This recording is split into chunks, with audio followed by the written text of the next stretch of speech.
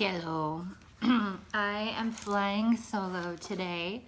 Saylee asked for a break, and I don't want this to be something that she hates. And I realized we didn't do one last week either. We had family pictures on Monday night, and time got away from me, and it was literally Friday before I figured it out. So she's getting a little bit of a break. So today I thought I would talk about something that I've felt impressed to talk about. Not sure why. I'll try to make this as entertaining as if Saylee were here. Tricko, treat yourself. Now that that's out of the way. So I thought for today I would talk a little bit about Remy.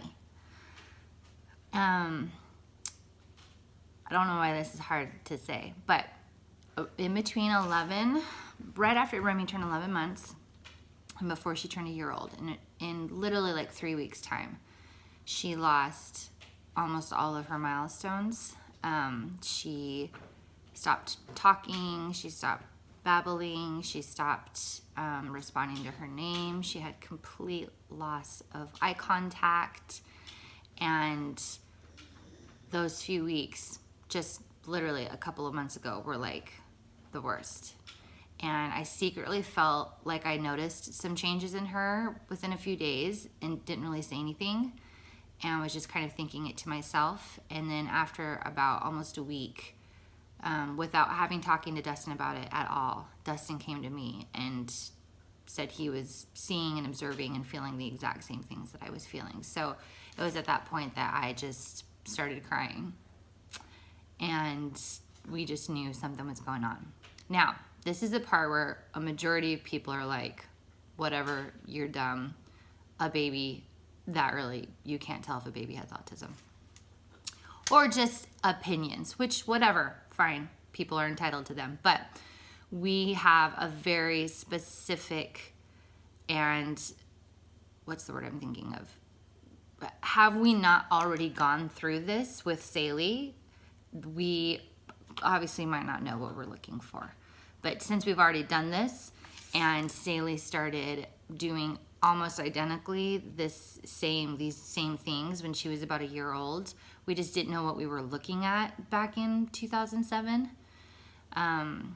Specific set of circumstances that allow us to know that this could be the start of something else for Remy. That's what I meant to say. So,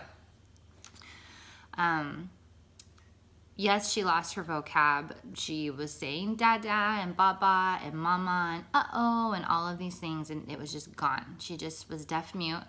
And not only that, you could just tell she was just gone.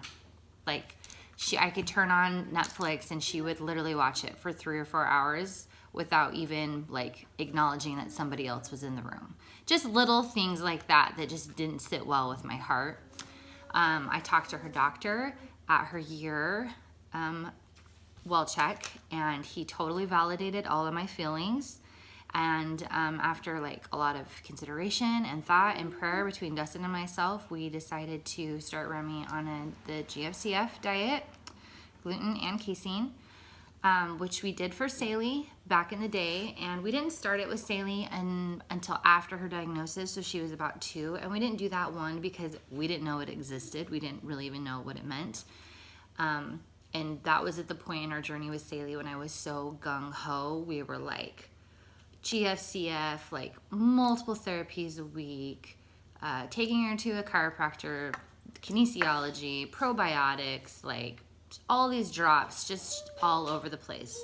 And we did it with Saylee for almost a year. And because she had been doing so many things at the same time, eventually after a year we had to start eliminating some things to see what was working and what was not. And that's when we came to the conclusion that her diet wasn't really affecting her progress at all. But we wanted to try it with Remy because we thought there's not a ton that we can do right now other than just keep an eye on her. I ordered all the sensory toys, and I've been getting down on the floor with her a lot more and just trying to do what I could. But ultimately at this point we're just keeping an eye on her.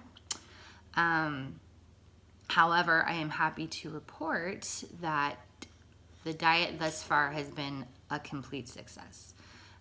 We have her on almond milk for kind of her bottle source, as you say. And then no one says bottle source. And just all the gluten-free snacks. And I would say within 2 weeks of being on the diet, she just kind of came back to us. And I know that sounds silly to a lot of people, but her eye contact is back. She responds to her name. She acknowledges when someone else is in the room. Her verbiage is just all over the place. She hasn't quite said dada again, which is like breaking Dustin's heart, whatever. But it was really tough. I'm not gonna lie, for like a month, I like hit it hard on that bottom level where I was like, peace out, because I am not gonna do this again. You may think that I'm so good at this, Heavenly Father, that you're just gonna give me another one, and it's not a big deal. I was really frustrated, and I still struggle with those feelings because I know that a lot of things can change, and we're just gonna, Remy is who she is in all shapes or sizes and forms, whatever that comes in, but I've been struggling a lot with those feelings. So I just felt impressed to share because I'm sure there are other people out there that might feel like something is off and they just don't quite know what it is. And I think it's really scary these days. Pipe down, Remy. I'm getting emotional here. To trust your intuition. And Mama knows best. And that was what I love about our doctor, because he said, you know if something's wrong. And I'm just going to go off of how you're feeling. And he said that all of the things that she's lost are things to be concerned about. And again, we're just keeping an eye on them. And it just totally validated me instead of someone. I had a friend that gave me a good tip. She said, don't go into the doctors and say, I don't know if I'm being like a crazy mom, or I don't know if I'm just like a worry wart, but like these are the things I'm observing. She said, don't say those things, because that just gives the doctor a reason to say, yeah, she's just one of those crazy moms, or she's just overanalyzing. So I went in and I said, this is what's happening. This is what's happening. This is what I see. This is how I feel. And it was awesome. So we're keeping an eye on her. Hi, what are you doing? She's out of food. That's why she's staring at me.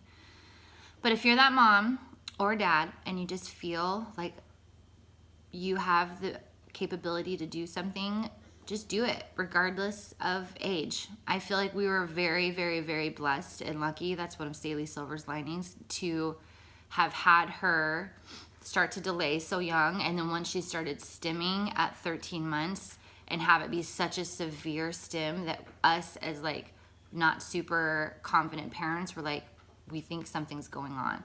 And we were able to get her diagnosed and at risk at 19 months and a full-blown diagnosis on her second birthday, which I don't talk to a lot of people that have kids that are diagnosed that early. So that was a really big blessing for us. And who knows, all of that could have been in preparation for this little girl. So you never know what life is going to give you. And I'm still terrified of it. And when Grady and Emery were little and I saw them mimic any type of autistic behavior, it just shut my whole world down. So it's something I constantly fear in the back of my head. And I just wanted to talk about it, that we have people and children of all shapes and sizes here that are dealing with things, but we just take them the best that we can. And I have to keep this video under 10 minutes or the whole thing's not going to post.